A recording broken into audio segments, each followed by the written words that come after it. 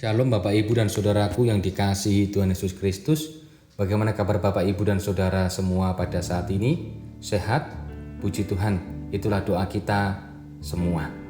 Bapak Ibu dan Saudaraku yang dikasihi Tuhan Yesus Kristus, firman Tuhan pada hari ini dalam program Resiran terambil dari Yesaya ke-60 ayat yang pertama dan ayat yang kedua. Demikian.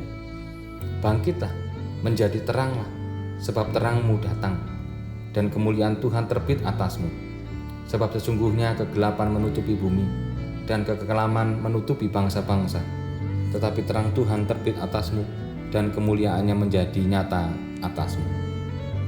Saudaraku yang dikasihi Tuhan Yesus Kristus, habis gelap, terbitlah terang.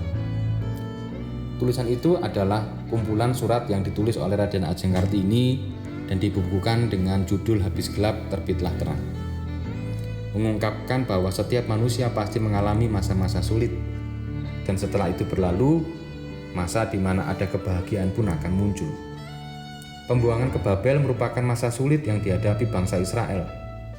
Sebagian dari mereka ada yang dibunuh dan dibawa sebagai tawanan perang. Namun, Nabi Yesaya menyadari kalau semua itu terjadi karena mereka tidak taat dan kurang percaya kepada Allah. Meski demikian, Allah tidak pernah meninggalkan umatnya. Kendati mereka sering menyakiti hatinya, Allah mengeluarkan mereka dan Allah menolong mereka terlepas dari keterpurukan, sehingga pada waktunya mereka sampai ke Yerusalem. Terang Tuhan tetap terbit atas bangsa Israel, seperti bacaan kita tadi ayat pertama dan yang kedua. Bangsa-bangsa akan datang, anak-anak pun datang, dan mereka pun akan berseri-seri melihatnya. Kalau kita baca ayat yang ketiga dan sampai dengan yang kelima. Itulah terang yang telah memimpin mereka keluar dari kegelapan. Namun, mereka malah terus hidup dalam ketidakpercayaan. Trauma masa lalu yang mereka hadapi selalu melekat di benak mereka. Mereka bahkan kerap kali meragukan kuasa Allah dengan mempertanyakan apakah Allah sanggup memulihkan keadaan mereka atau tidak.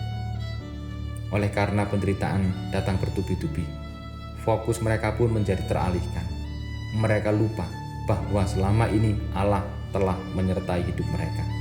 Oleh karena itu, Nabi Yesaya mengingatkan kembali agar umat Allah yang ada di pembuangan tetap percaya kepada Allah yang telah menuntun mereka selama masa kesusahan.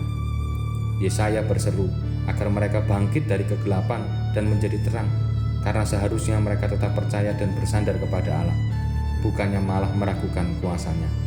Allah pun telah menunjukkan terang itu kepada kita, umat yang percaya.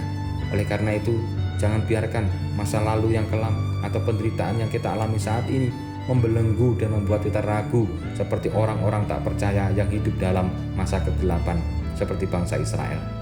Mari kita bangkit dan menjadi terang sehingga kemuliaan Allah selalu nyata dalam hidup kita. Mari kita berdoa dan mohon tuntunan Tuhan.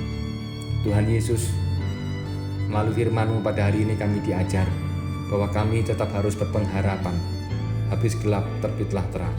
Mungkin penderitaan saat ini terjadi dalam hidup kami, keluh kesah kami, tetapi pada waktunya Engkau akan membukakan jalan keluar bagi kami, dan kami akan menikmati sukacita daripada Allah. Tetapi hari ini kami juga diajar bahwa kami harus mempercayakan hidup kami kepadamu semata. Terima kasih Tuhan, kami serahkan sepenuhnya hidup kami di dalam kuasa tangan-Mu. Di dalam nama Tuhan Yesus Kristus kami berdoa. Amin.